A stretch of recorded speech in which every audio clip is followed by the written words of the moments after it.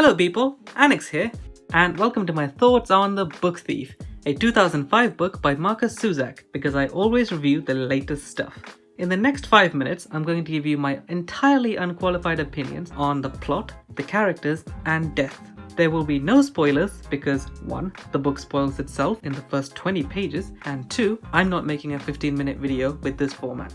If you're new here, I make one of these book reviews a week, so smash all the buttons under the video to catch the future ones. My subscribers will notice this video looks different, and that's because I finally had my post-lockdown haircut. Imagine a massively unsuccessful Asian Ryan Gosling look from La La Land. The less we mention it, the better. Let's talk about The Book Thief. This is a historic fiction of a young girl called Liesel, or Liesel. The names are German and I'm not. She's the titular book thief because she steals, well, you know.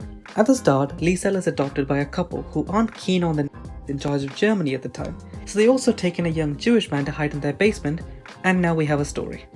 Well, kind of. I'll be honest, the book doesn't have a plot. It's more like a window into the lives of this young girl and the people she forms relationships with. The story, or more like a list of events, just happen around them. Some people find this boring, but if you check out my other reviews, shameless plug, then you will know I don't mind that so much, as long as there is a cast of brilliantly developed characters to follow.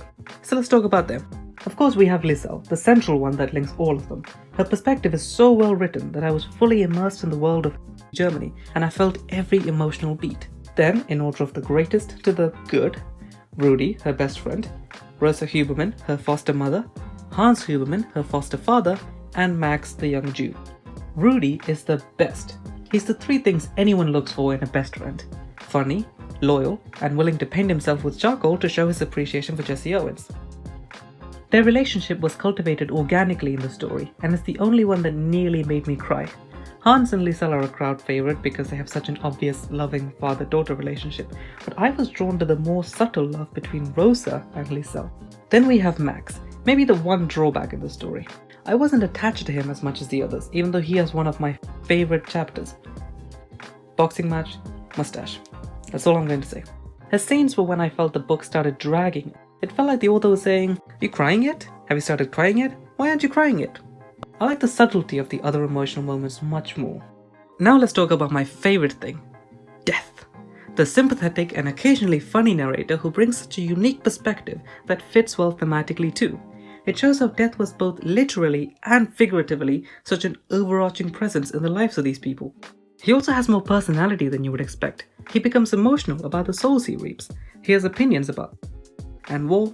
But the most interesting idea explored is the conclusion that death comes to about humanity after seeing the lives of all of these people. The style of Death's narration is something I hadn't seen before because he's the ultimate internet troll. He spoils the whole book in the first 20 pages. Anytime a character is introduced, Death tells you exactly how they're going to die. The announcements are jarring, but it means the end of the book isn't shocking. Death wants you to be ready so the trauma is blunted. I know some people hated this. They say it takes away the emotional impact of the story and made the book boring. I disagree. Personally, even though sometimes the repeated mentions of future character deaths got slightly distracting, I still felt it at the end. It wasn't because they were shocking, but because I knew what they meant for the other characters and the relationships that had developed from the beginning. That's pretty much all from me, people. If you enjoyed the last 5 minutes, then make sure you subscribe, like, and share. Once you've read the book, tell me in the comments what you think of the unique narration style. Check out my other videos and my Goodreads profile for more totally unqualified reviews. Follow me on Instagram and Twitter, links are all down there. Till next week, see ya.